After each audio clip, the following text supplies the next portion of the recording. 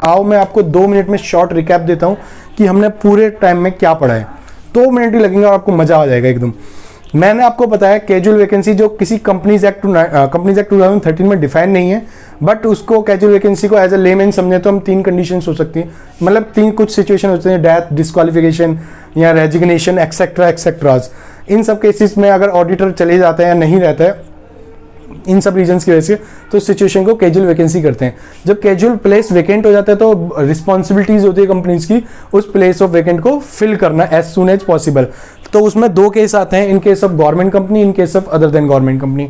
Government company में सबसे पहली रिस्पॉन्सिबिलिटी होती है कि वैकेंसी को फिल करेगा कैग 30 दिन के अंदर। अगर कैग 30 दिन के अंदर नहीं कर पाता है, अगर वो फेल होता है तो बोर्ड करेगा नेक्स्ट 30 डेज में। इसलिए मैंने कंसेप्ट बनाया 30-30-33। अगर in case of private company के केस में बोर्ड भरेगा 30 दिन के अंदर। अगर बोर्ड 30 दिन में नहीं हो पाता है तो नहीं इसमें तो वो आएगा नहीं, इसमें केस बनेंगे। अगर रेजिग्नेशन हुई है नॉर्मल तो 30 दिन के अंदर बोर्ड अपने कैजुअल वैकेंसी को फिल कर देगा। अगर कैजुअल वैकेंसी हुई है नॉर्मल, अगर कैजुअल वैकेंसी हुई है due to resignation of auditor, कि ऑडिटर ने रिजाइन दे दिया और चले गया भाई, कैजुअल वैकेंसी राइज होगी, तो इस केस में बोर्ड के पास 30 दिन का टाइम नहीं है। बोर्ड ऐसे नहीं दे सकता कि भाई मैंने बोर्ड रेजिग्नेशन, ऑडिटर का रेजिग्नेशन देना एक बहुत बड़ी बात है। यहाँ पर बोर्ड के पास पावर नहीं है। डायरेक्टली बोर्ड जाएगा, जनरल मीटिंग बुलाएगा 3 महीने के अंदर और मेंबर से अप्रूवल लेगा to appointment of new auditor और सब्सिक्वेंट ऑडिटर, जो भी वो करना चाहेगा as per situation of auditor और कंपनी।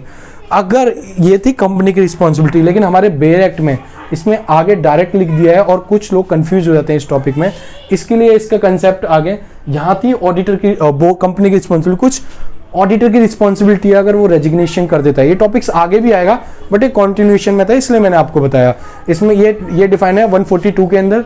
अगर बोर्ड रिजाइन करता है ऑफिस से, ऑडिटर रिजाइन करता है ड्यू टू ऑडिटर रिजाइन करता है कंपनी से, तो उसकी क्या रिस्पॉन्सिबिलिटी, उसको 30 डेज के अंदर एक स्टेटमेंट फाइल करनी पड़ेगी। इस स्टेटमेंट में क्या लिखे होते हैं, रीजन फैक्ट और किस किस वजह से उसने अपने प्लेस ऑफ ऑफिस को रिजाइन किया। वो 30 दिन के अंदर किस किस को देगा, एक कंपनी को देगा और आरओसी को देगा। अगर in case of government company हुआ तो कैग को भी देगा 30 दिन के अंदर। किस फॉर्म में देगा, ADT 2 में। अगर नहीं देता है तो इसकी पनिशमेंट होगी। पनिशमेंट डिफाइन है 143 के अंदर। पनिशमेंट क्या है, 50,000 और auditor remuneration, which ever is lower, दोनों में से कोई भी कम हो वो दे देंगे। और क्या है, अगर कंटिन्यू फेलियर रहता है तो 500 रुपये पर दिन, लेकिन मैक्सिमम कितना हो सकता है, 5 लाख तक। अगर आपको ये इन्फॉर्मेशन अच्छी लगी है तो वीडियो को शेयर करें और लाइक करें। अगर आपको कुछ भी दिक्कत है तो कमेंट सेक्शन में बताएं।